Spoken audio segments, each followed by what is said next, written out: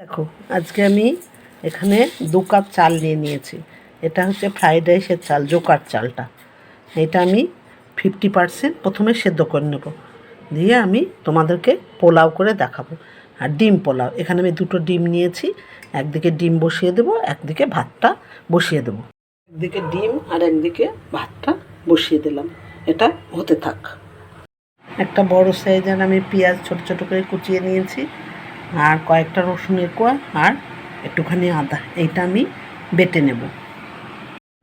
এই সেদ্ধ ডিমটায় আমি এবার পরিমাণ মতো হলুদ দিয়ে দেব, একটু লবণ দিয়ে দেব, আর কাশ্মীরি লঙ্কার গুঁড়ো দিয়ে দেব।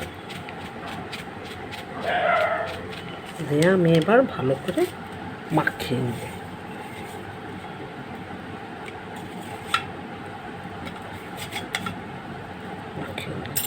দিয়ে এই যে কাঁটা চামচটা দিয়ে আমি একটু ফুটো ফুটো করে দেব চারিদিকে। এবার আমি কড়াইটা বসিয়ে দিয়েছি, এটা ভেজে নেব।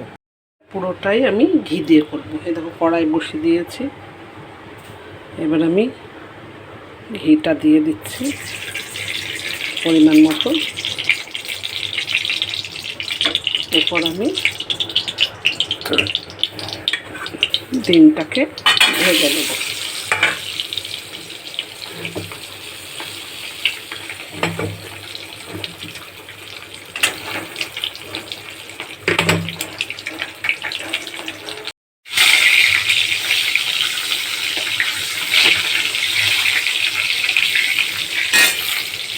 ডিমটাকে আমি একটু লাল লাল করে ভেজে নেব। ডিমটা আমার ভাজা হয়ে গেল। এবার আমি এটাতে একটা তেজপাতা আর লবঙ্গ, এলাচ, দারচিনি আমি দিয়ে দেবো। পেঁয়াজটাকে ভেজে নেব, লাল লাল করে পেঁয়াজটাকে ভেজে নেব। এবার আমি মশলাটাকে দিয়ে দেব।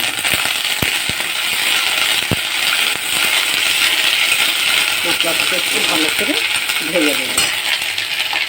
তারপরে আমি পরিমাণ মতো নুন, হলুদ আর লবণ, চিনি দিয়ে দিলাম।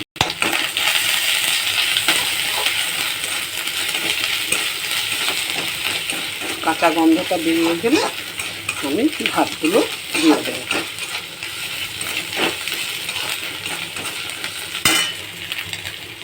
এবার আমি ভাতগুলো দিয়ে দিলাম।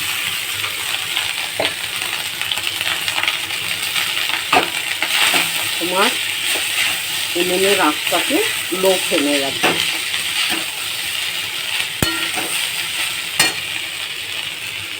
এবার আমি গরম মশলা কিছুটা ছড়িয়ে দেব।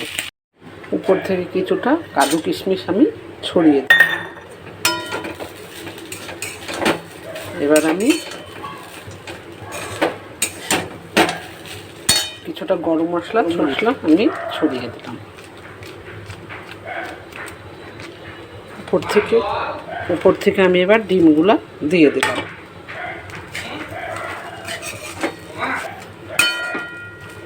এই দেখো, এবার আমি আঁচটাকে কমিয়ে একবারে ঢাকা দিয়ে দেবো। খাওয়ার সময় এটা নামিয়ে দিই, ঢাকা তুলে খেয়ে নেবে। কেমন লাগলো তোমাদের একবার বলে কমেন্ট করে জানাবে। যদি ভালো লাগে তাহলে আমাকে একটু জানিও কমেন্ট করে, তাহলে আমি বুঝতে পারবো। তাহলে তোমার নতুন নতুন রেসিপি সবার আগে তোমরা দেখতে পাবে।